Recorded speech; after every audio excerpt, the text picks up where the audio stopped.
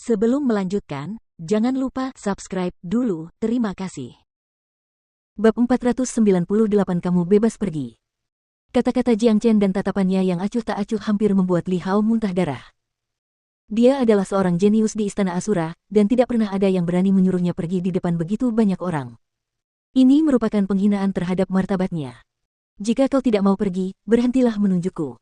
Kau tidak memenuhi syarat. Jiang Chen terus berbicara dengan suara dingin, tidak mempedulikan Li Hao.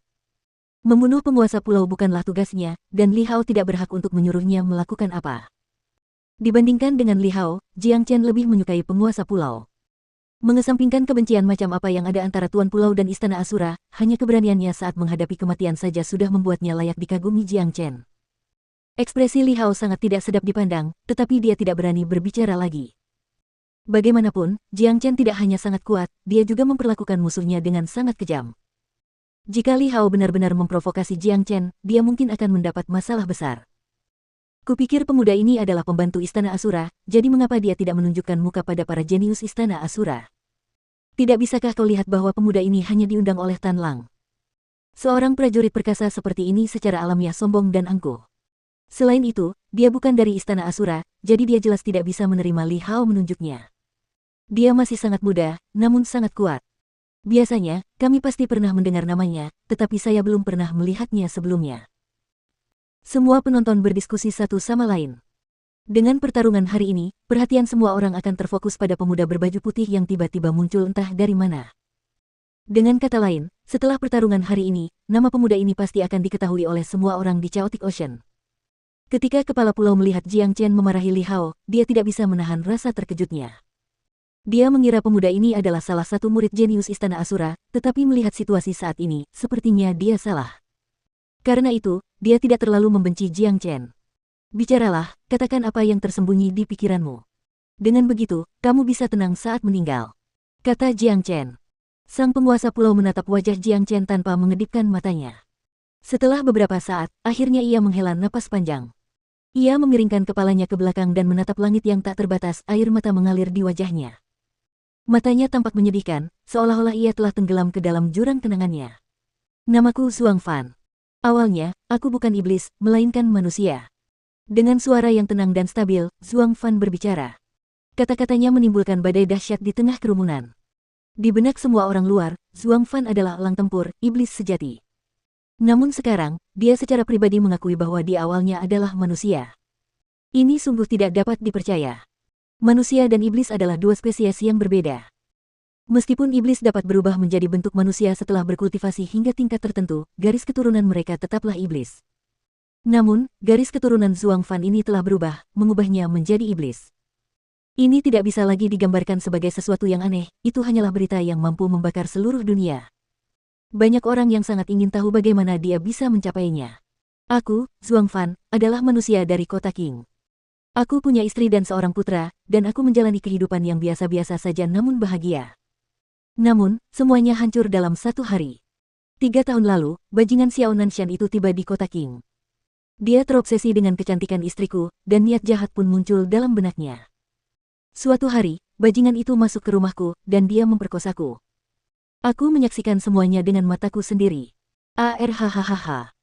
Zhuang Fan tiba-tiba menjerit memilukan dan mulai menjambak rambutnya dengan kedua tangannya. Matanya menjadi sangat merah, dan dia dilanda keputusasaan. Kisah itu mengejutkan banyak orang. Tidak seorang pun yang mengira bahwa Zhuang Fan telah mengalami peristiwa yang begitu menyedihkan. Menyaksikan istrinya diperkosa di depan matanya sendiri tanpa dapat berbuat apa-apa, bagi siapapun, situasi seperti ini merupakan pukulan yang menghancurkan. Bajingan Xiao Nanshan itu adalah orang yang kuat, dan aku tidak sebanding dengannya. Saat dia sudah selesai, demi melindungi reputasinya, dia membunuh istri dan anakku. Dia lebih buruk dari binatang buas. Anakku baru berusia 3 tahun. 3 tahun. Ketika dia menyebut putranya yang berusia 3 tahun, Zhuang Fan kembali berteriak dengan marah. Sungguh sulit membayangkan penderitaan macam apa yang telah dia alami, bahkan Jiang Chen pun tersentuh. Di sisi lain, Big Yellow mulai mengumpat. Tentu saja, dia mengumpat Xiao Nanshan, manusia yang lebih buruk dari binatang buas. Tidak mungkin. Zhuang Fan, omong kosongmu. Jangan berani-beraninya kau mencoba mencemarkan nama baik Taipan Agung kita. Xiu Rui langsung berteriak. Benar sekali. Tuduhanmu tidak berdasar. Sang Taekwondo Agung adalah jenius nomor 1 di Istana Asura. Dengan status dan kekuatannya, dia bisa mendapatkan wanita manapun yang dia mau. Dia tidak akan pernah memperkosa istrimu. Li Hao juga ikut bergabung untuk membela sang Taekwondo besar. Jiang Chen akhirnya menyadari bahwa Xiao Nanshan adalah Taekwondo Agung, Taekwondo yang kuat. Tidak heran Zhuang Fan sangat membenci Istana Asura. Diam! Jiang Chen berteriak pada orang-orang dari Istana Asura. Tatapan dingin di matanya juga menunjukkan kemarahan. Dia sangat yakin bahwa Zhuang Fan mengatakan kebenaran. Seseorang dapat dengan mudah berbohong, tetapi sulit untuk menyembunyikan ekspresi aslinya. Tanpa kebencian yang sangat besar, tidak seorang pun akan mengalami rasa sakit yang hampir tak berujung untuk mengubah dirinya menjadi iblis. Memang ada metode rahasia yang memungkinkan seseorang untuk berubah menjadi iblis dan memperoleh kultivasi yang kuat dalam waktu singkat. Namun, harga yang harus dibayar untuk itu tidak terbayangkan. Berlangsung. Jiang Chen memberitahu Zhuang Fan. Langit menjawab doaku. Bajingan itu mengira aku sudah mati, tetapi ternyata tidak.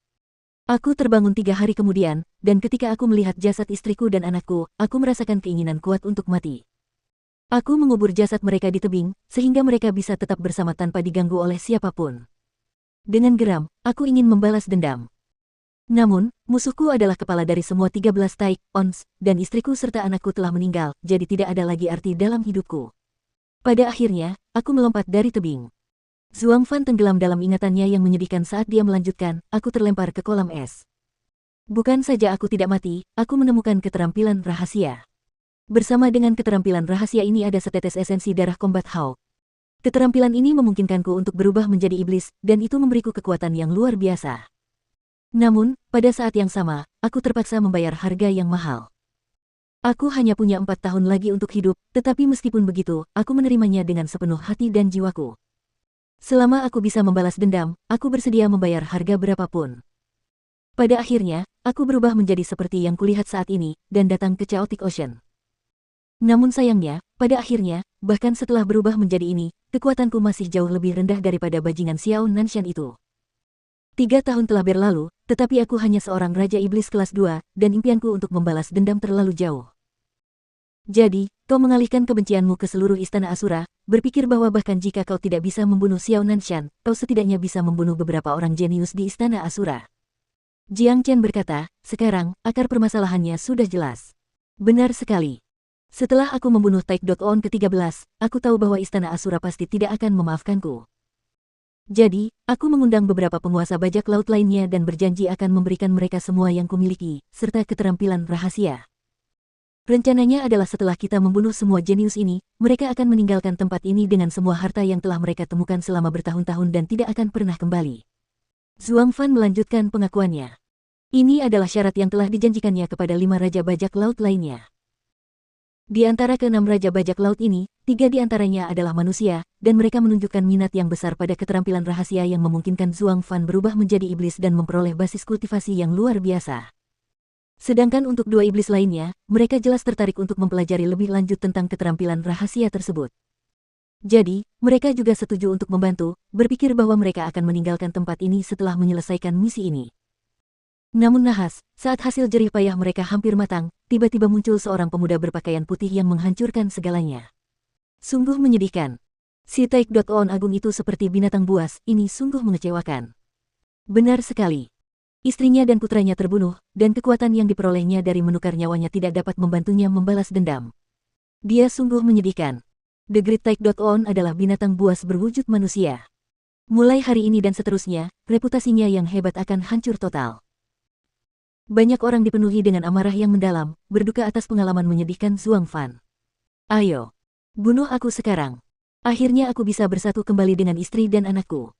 Zhuang Fan mengangkat kepalanya tinggi-tinggi. Setelah semua yang telah dialaminya, dia tidak lagi takut mati.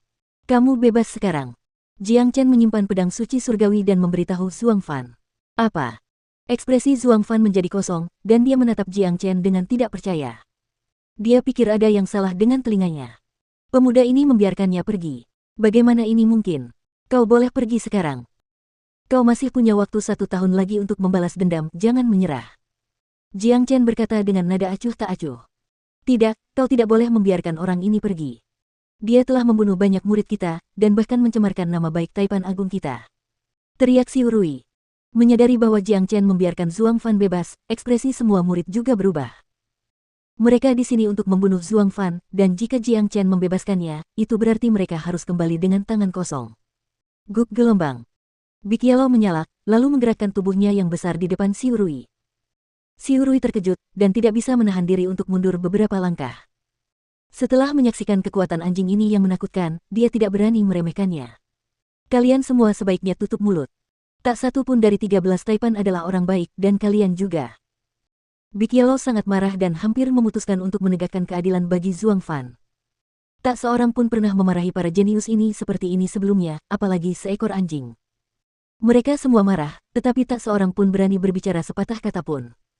Apakah kau benar-benar akan membiarkanku pergi? Zhuang Fan tidak dapat mempercayainya, dan dia terus menatap Jiang Chen. Ya. Jiang Chen menjawab dengan suara tenang. Zhuang Fan menangkupkan tinjunya ke arah Jiang Chen dan menghilang tanpa jejak. Dia hanya punya waktu 1 tahun lagi, dan dia tidak akan menyerah bahkan di menit-menit terakhir. Menatap ke tempat Zhuang Fan menghilang, Jiang Chen tak kuasa menahan desahan yang dipenuhi berbagai emosi. Begitulah seharusnya seorang pria. Ada beberapa hal yang mutlak harus dilakukan. Jiang Chen tahu bahwa kebencian dan amarahnya terhadap Xiao Nanshan adalah satu-satunya hal yang membuat Zhuang Fan tetap hidup. Tan Lang, saat kita kembali, aku akan melihat bagaimana kamu akan menjawab semua ini. Li Hao menoleh ke Tan Lang dan berkata, menurutnya, karena Jiang Chen diundang oleh Tan Lang harus memikul tanggung jawab untuk melepaskan Zhuang Fan. Jawab omong kosongmu. Li Hao, jangan tidak tahu terima kasih. Zhuang Fan adalah Raja Iblis kelas 2, dan tidak ada di antara kalian yang sebanding dengannya. Jika bukan karena Jiang Chen, apakah kalian masih berpikir akan hidup untuk berbicara kepadaku seperti ini? Kalian semua orang bodoh yang tidak tahu terima kasih. Tan Lang sangat marah. Baginya, kelompok orang ini adalah contoh khas orang-orang bodoh yang tidak tahu terima kasih. Mengenai fakta bahwa Jiang Chen membebaskan Zhuang Fan, itu sangat cocok dengan gaya Jiang Chen dalam menangani masalah. Selain itu, setelah mendengarkan cerita Zhuang Fan, Tan Lang juga dipenuhi dengan kemarahan yang terpendam.